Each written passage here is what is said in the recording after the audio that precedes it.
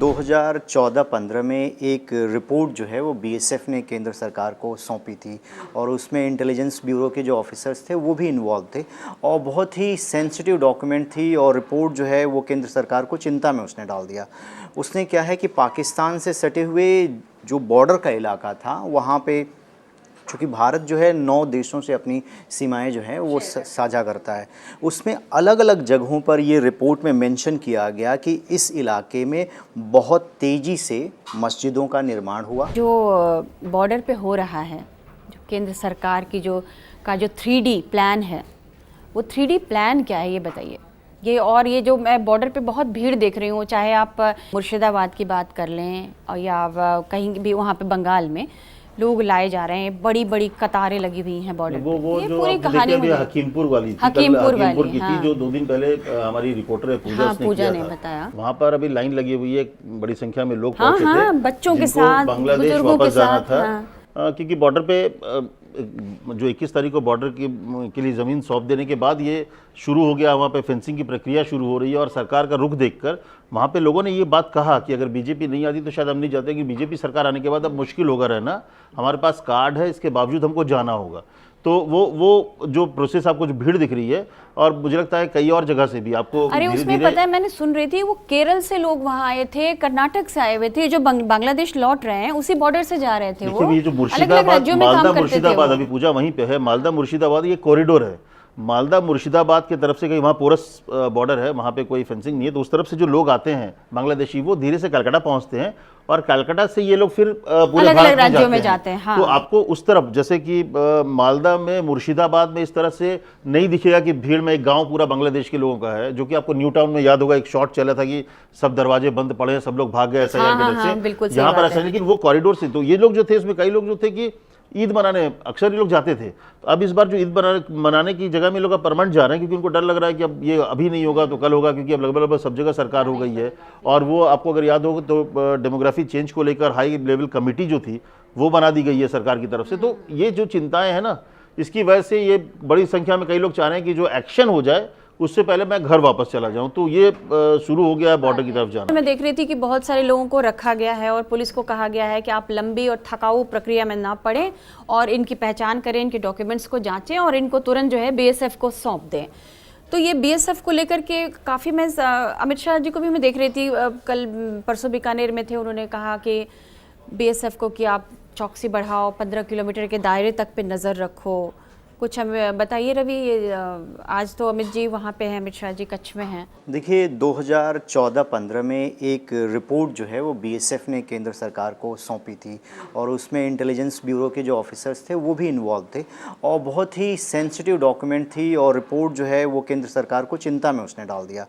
उसने क्या है कि पाकिस्तान से सटे हुए जो बॉर्डर का इलाका था वहाँ पे, चूँकि भारत जो है 9 देशों से अपनी सीमाएं जो हैं वो साझा करता है, उसमें अलग अलग जगहों पर ये रिपोर्ट में मेंशन किया गया कि इस इलाके में बहुत तेज़ी से मस्जिदों का निर्माण हुआ, हवाला के पैसे से ज़मीनें खरीदी गईं और ये जो है वो नेशनल सिक्योरिटी के लिए थ्रेट है। और इस एरिए में इस तरीके का कंस्ट्रक्शन होना और उसके थ्रू जो है आप ड्रग्स आ रहे हैं, चाहे वो पाकिस्तान का रूट हो, नेपाल का रूट हो, तो ये बहुत सीरियस कंसर्न था। इसको लेकर केंद्रीय गृह मंत्रालय ने उस बीएसएफ की रिपोर्ट को स्टडी किया और प्रधानमंत्री ने डेमोग्राफी चेंज को लेकर लाल किले से इस बात का अनाउंसमेंट किया था। अब जो केंद्रीय गृह मंत्री ने कहा है, या गृह मंत्रालय बार बार ये कह रहा है कि 15 किलोमीटर के दायरे में जो भी इलीगल कंस्ट्रक्शन हुआ है उसको बुलडोज कर दो, तोड़ दीजिए। आपको याद होगा कि जैसे ही बिहार का चुनाव संपन्न हुआ, वहाँ सरकार का गठन हो गया, गृह मंत्री सीमांचल के दौरे पर गए थे और सीमांचल के दौरे पर वहाँ के तमाम अधिकारियों के साथ, चाहे वो स्टेट गवर्नमेंट के हों, बीएसएफ के हों और इंटेलिजेंस ब्यूरो के जो ऑफिसर्स हैं उनके साथ बैठक हुई और वहाँ पर इस तरीके की कार्रवाई जो ऑलरेडी चल रही है, अब जो है पाकिस्तान वाले पे वो मूवमेंट हो रहा है और वहाँ भी अधिकारियों को यही निर्देश दिया गया है कि हम नेशनल सिक्योरिटी को कॉम्प्रोमाइज़ नहीं कर सकते। अब देखिए रिपोर्ट में कहा क्या गया था, कुछ पॉइंट्स उसके बताते हैं। जो ज़मीनें लिखी गई उसके जो डॉक्यूमेंट्स है, वो जो डिस्ट्रिक्ट मजिस्ट्रेट है उनको पावर दिया गया है कि आप जांच कीजिए कि एक ही व्यक्ति के नाम पे इतनी सारी प्रॉपर्टी चुनाव से ठीक पहले खरीदी गई, उसका क्या इस्तेमाल हो रहा है, कौन कैसे कर रहा है।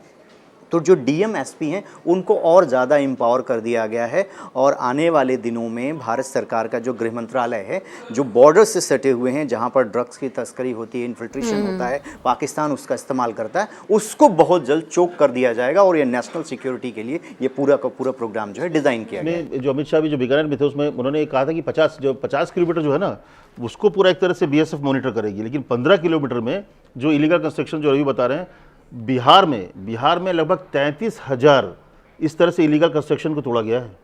आप सोचिए कि 33,000। तो इलीगल कंस्ट्रक्शंस में क्या ज्यादातर मस्जिदें होती हैं, क्या होते हैं? मस्जिदें होती है, इसके अलावा जो प्रॉपर्टी की बात हुई ना, जो हवाला की भी क्या हो रहा है कि वहाँ पे बसाए जा रहे हैं ना लोगों को। देखिए वहाँ पे डेमोग्राफी चेंज हो क्या रहा है भाई, पूरा का पूरा इलाका जो है वहाँ पे 80% 90%, जो कि अगर आप 20 साल 30 साल पहले चले जाइए, अचानक से पॉपुलेशन बढ़ा है, कुछ गांव के गांव बसे हैं। आपको अगर याद होगा सुमित सर, ये जो झारखंड में देवघर से आगे जो पूरे बॉर्डर के इलाके में, वहाँ पूरा का पूरा गांव बस जा रहा है। तो डेमोग्राफी चेंज को लेकर जो सिक्योरिटी कंसर्न, क्योंकि अगर बॉर्डर इलाके में इस तरीके से इलीगल कंस्ट्रक्शंस हो रहे हैं, मस्जिदें बन रहे हैं, फंडिंग हो रही है, तो इसका मतलब है कल को भाई दिक्कत होगी ना, फोर्स वहाँ होती है।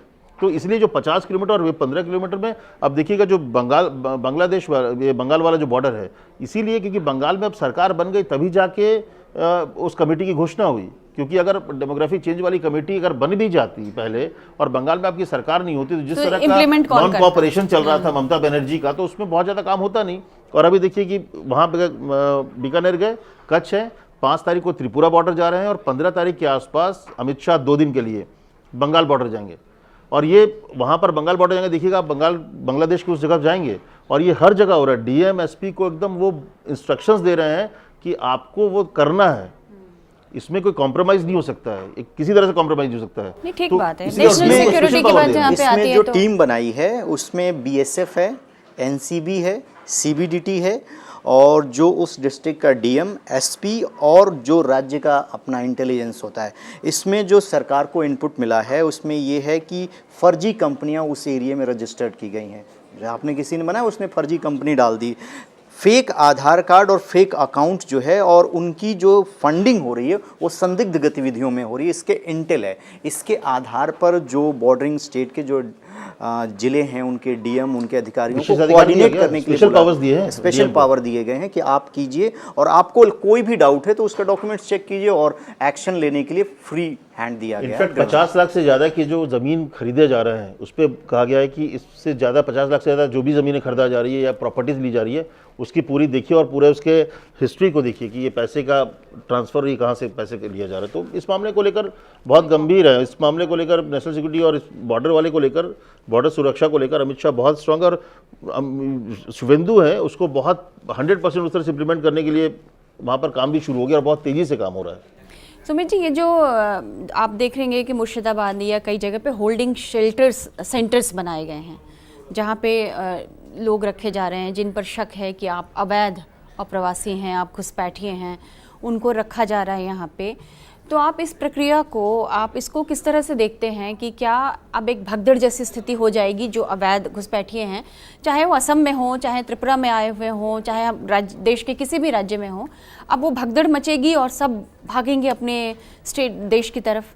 देखिए, ये जो पोरस बॉर्डर है ये सिर्फ बांग्लादेश में नहीं है, ये पाकिस्तान की तरफ भी रहे, पंजाब से की तरफ भी रहे, और हिंदुस्तान में ये प्रॉब्लम आज से नहीं, जब से 2 मुल्क बने, इनफैक्ट 71 में बांग्लादेश और 47 में पाकिस्तान, हम सब थे तो एक ही पार्ट का हिस्सा थे। अगर आप ज्योग्राफी में जाएंगे, अगर आप हिस्ट्री में जाएंगे तो समझ में आता है कि भाई भाषा एक जैसी है, रहन सहन एक जैसा है, खान पान एक जैसा है, दिखने में एक जैसे हैं। आप देख के पता नहीं लगा सकते कि कौन बांग्लादेशी है, कौन बंगाल का है, कौन पंजाबी है, कौन इंडियन है। तो ये बड़ा कॉमन सी, इसीलिए डिसेप्टिव होकर रहना बड़ा आसान हो जाता है।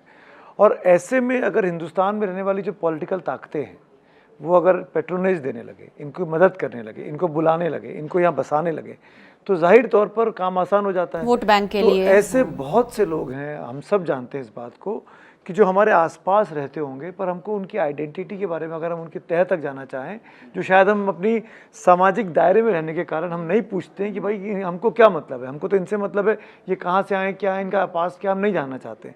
पर अगर आप खगोलना चाहें, खंगालना चाहें, तो ऐसे बहुत से लोग मिलेंगे जो पता लगेगा कि आज़ादी के वक्त में 47 के टाइम पे उस वक्त यहाँ वहाँ से यहाँ आ गए, पर आज भी उनके रूट पाकिस्तान में हैं। ऐसे ही 71 में जब बांग्लादेश बना, ऐसे उनके रूट्स बांग्लादेश में थे, लेकिन वो यहाँ हिंदू होने के नाते भाग के यहाँ चले आए। तो मैं ये नहीं कह रहा हूँ कि जितने लोग आए सब भारत विरोधी हैं, उनकी मजबूरियाँ थी, कुछ रोजगार के उनके लिए, रोजगार की बेहतर दिक्कतें जीवन के थी, लिए, उनके खान पान का दिक्कत था, वहाँ पे ऑप्शंस नहीं थे लाइफ सेविंग के।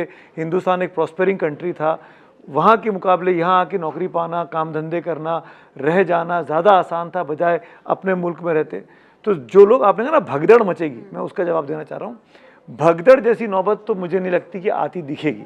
ये डिपेंड करता है कि कितना सीरियसली हमारी पुलिस, जो चाहे बंगाल की हो, चाहे असम की हो, चाहे पंजाब की हो, जहाँ भी, राजस्थान की हो, वो पुलिस कितना इम्प्लीमेंट कैसे करती है, उसका अप्रोच क्या होता है। ये ह्यूमन अप्रोच होता है या डंडे वाला अप्रोच होता है, या डराने वाला अप्रोच होता है। अगर डराने वाला होगा, भगाना ही भगाना है, तो ये बहुत बड़ा सरदर्द एक नया बनने वाला है कि जो लोग आपके देश में 30 साल से रह रहे हैं आके, अमित 25 साल से, 40 साल से, 50 साल से रह रहे हैं, जिनके यहाँ बच्चे पैदा हो गए, जिनकी शादियाँ यहाँ हो चुकी हैं, उनको आप कैसे भगाएंगे? और भगाएंगे तो वो क्या, वो दूसरा मुल्क लेगा कि नहीं लेगा? और अगर नहीं लेगा तो वो कहाँ जाएंगे, वो कहाँ रहेंगे? बहुत मुश्किल है हटाना उनको। तो ये क्योंकि सॉलिड डॉक्यूमेंट्स बन गए हैं उनके, जमीनें खरीद ली, घर खरीद पॉलिसी लिया। बहुत अच्छी है, डिटेक्ट, डिटेंशन और डिपोर्ट वाली। ये डिपोर्ट वही हो सकते हैं जो बीते 2, 4, 5 साल में आए हैं, हाँ। जिनके पास कागजात नहीं है, जो डर गए हैं, जो इलीगली आए हैं, जो गलत पैसा देकर आए हैं। और इसमें मैं, आई एम सॉरी टू से दिस, मैं आपके इस लाइव शो पे बोल रहा हूँ और मैं बोलना चाहता हूँ, हमारी जो बॉर्डर फोर्सेज है उनका बहुत बड़ा रोल है इसके अंदर। ये ऐसे नहीं आ जाते हैं। बहुत से लोग जो घुस के यहाँ आते हैं वो पैसा देकर आते हैं, मोटा पैसा चलता है, और ये पैसा दिल्ली तक आता है।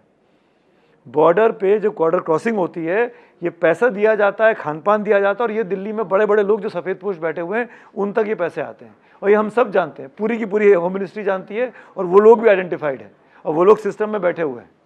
आई एम सॉरी टू से दिस, उस पर आज तक, मतलब चाहे 47 हो, चाहे 71 हो, अब तक कोई कार्रवाई नहीं की। लेकिन आप इस बात को इग्नोर तो नहीं कर सकते ना अमित, कि ऐसे लोग जब अवैध घुसपैठी आते हैं, जबरन कोई हमारे घर में घुस जाए, तो हमारे थाली का खाना छीने हमसे, हमारा काम छीन ले, तो ऐसे लोगों को तो जाना ही चाहिए ना? नहीं, जाना चाहिए, लेकिन मैं जो बात सवाल है, ये भी बात है कि कैसे गुजरा है। लेकिन फिलहाल जो सरकार की, जैसे मैं 2000 मुझे याद है 16 में मैं धुबरी गया था, वहाँ पे असम का इलेक्शन कवर करने के लिए, बॉर्डर पे गया, तो बॉर्डर पे बड़ा मैंने एक नेक्सस और पूरा सिंडिकेट टाइप में काम होता है। जैसे मैं गांव के भीतर घुसा, एक बाइक वाला आ गया फट से ना, बोले क्या चाहिए दादा, अरे निकालो आधार कार्ड दिखा दो, आधार कार्ड दिखा दो। तो क्योंकि इतने अच्छे से बनता है वहाँ पे, जितने प्लान वे में सब बनता है, सारी चीज़ें बनती है। और उस समय कांग्रेस की सरकार थी वहाँ पे, भाई ठीक है, देखिए पॉलिटिकल पार्टी अपने हिसाब से करती है, लेकिन वहाँ पर जो लोग थे वो बोल रहे थे कि मेरा दामाद बांग्लादेशी है, मैं क्या करूँ, घर में घुस गया। ये जो है ना वहाँ का, ये बंगाल असम में जो बीजेपी जीती, उसमें बहुत बड़ा मसला ये था कि उसने लोकल मुस्लिम बनाम बाहरी मुस्लिम का बनाया, क्योंकि ये लोग बहुत सस्ते में आते हैं। जो बांग्लादेश के मजदूर आते हैं बहुत सस्ते में कर देंगे, जो 100 रुपये मजदूरी है वो बोलेंगे 60 रुपये में कर लो, क्योंकि उनको तो वहाँ कुछ नहीं मिल रहा है। तो इसकी वजह से यहाँ के लोकल जो मुसलमान है वो भी इस बात से पीड़ित है, ऐसा नहीं है, वो प्रभावित होते हैं, हैं ना, बहुत प्रभावित है। उनको रोजगार में दिक्कत हो रहा है, क्योंकि मजदूरी और नीचे लेवल के काम मैक्सिमम मुसलमान जो कर रहे हैं उनको दिक्कत हो रही है। लेकिन डरते भी है, क्योंकि लोग उस तरह से लोग आते हैं। मैं तो देखा हूँ वहाँ पे कि बड़ी मुश्किल से, मतलब उनको डर लगता है कि भाई मैं क्या करूँ, मेरा दामाद हो गया है, यहाँ पर फैमिली आ गई, बस रहे हैं, बसा रहे हैं, हम कहाँ जाएंगे? क्योंकि देखिए उस कम्युनिटी उस तरह से नहीं है। ये जो सोशल इशू है ना कि लोग बाग शादियाँ हो गई हैं, बच्चे पैदा हो गए हैं, यहाँ बस गए यहाँ के, ये तो बहुत ऐसी चीज़ है जो ह्यूमनली इसको एड्रेस किया जा सकता है। मुझे लगता है सबसे इम्पॉर्टेंट चीज़ जो मुझे लगती है वो ये कि जो लोग सिस्टम में, हमारे देश के इस पूरे खेल में इन्वॉल्व हैं, उनको एक्सपोज करना, उनको जेलों की सलाखों के पीछे भेजना, और ये मैसेज देना कि जो भी लोग इस तरह के गलत कामों में, देश विरोधी कामों में लगे, ये असली देश विरोधी लोग हैं, इनको सज़ा मिलनी चाहिए। और ये सफ़ेद, मैं कह रहा हूँ कि ये बाकायदा वर्दी वाले लोग हैं, सफ़ेद पोश लोग हैं, और ये अंदर तक घुसे हुए हैं। इनको भी डिटेक्ट करना चाहिए, इनको डिटेन करना चाहिए, इनको डिपोर्ट करने की नौबत आनी चाहिए कि इनको भेज के अरब सागर में फेंक मुझे लगता है जिस तरह से केंद्र सरकार इस पर जिस तरह से सख्त रुख अपनाए हुए हैं, मुझे लगता है देर सवेर जिन सफेद पोशों की बात आप कर रहे हैं वो भी पकड़े ही जाएंगे। अमित शाह इस मामले, देखिए गृह मंत्री का इस मामले बहुत स्ट्रिक्ट है। आपको फिल्म याद होगी सरफरोश, आमिर खान, बिल्कुल, हाँ। नसीरुद्दीन शाह गजल गायक थे, जो रोल कैरेक्टर है वो कितना सभ्य समाज का आदमी है, आपके बीच उठता बैठता है, गाने गाता है, सोशल हार्मनी की बातें करता है, लेकिन ह्यूमन ट्रैफिकिंग में लगा हुआ था। इट वाज अ फिल्म, वो फिल्म कहीं ना कहीं से देख के बनी होगी, कहीं से तो उठाई ऐसे लोग हमारे बीच में हैं। फिल्म क्या क्यों है, नहीं एक्सपोज हो रहे, इनको क्यों नहीं पकड़ा जा रहा है? फिल्में और ये सब क्या है, ये तो जो हमारे आसपास होता है वही तो होती है। मुख्यमंत्री ने बोला कल एक जगह जाके कि भाई हमारा खाएगा हमारा पिएगा, हमारे साथ रहेगा, दामाद नहीं है, वो वापस तो करना पड़ेगा।